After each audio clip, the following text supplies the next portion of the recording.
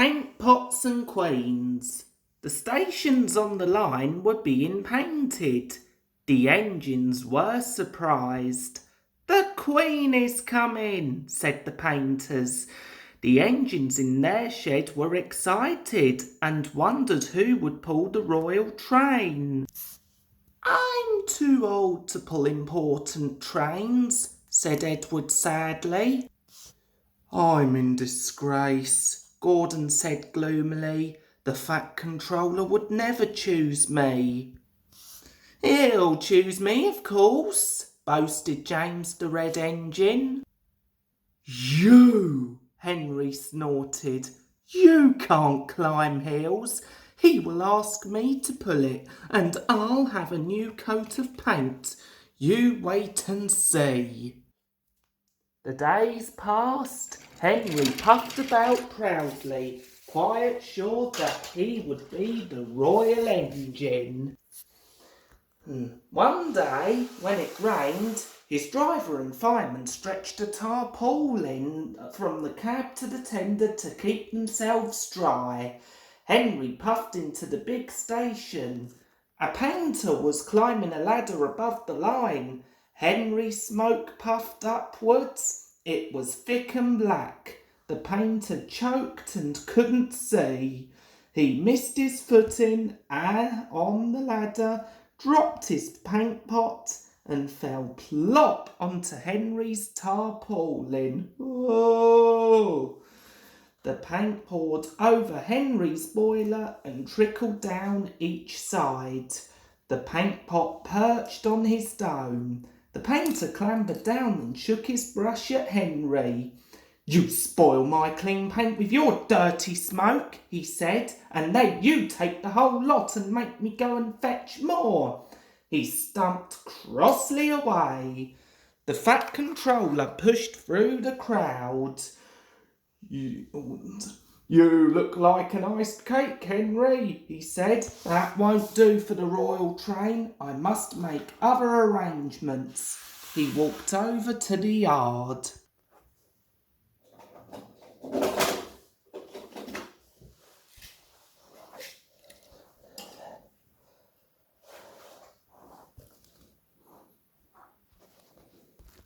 Gordon and Thomas saw him coming and both began to speak. "Please, sir," one at a time, smiled the Fat Controller. "Yes, Gordon?" "May Thomas have his branch line again?" Said the Fat Controller. "Well, Thomas?" "Please, sir, can Gordon pull coaches now?" The Fat Controller pondered.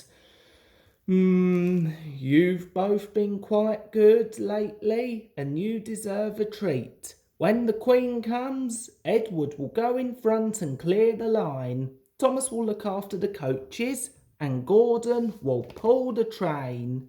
"Oh, sir," said the engines happily. The great day came. Percy, Toby, Henry and James worked hard bringing people to the town. Thomas sorted all their coaches in the yard. "Beep, beep, beep, they're coming." Edward steamed in, looking smart with flags and bright paint. 2 minutes passed. 5, 7, 10. Poop, poop. Everyone knew that whistle, and a mighty cheer went up as the Queen's train glided into the station. Gordon was spotless, and his brass shone.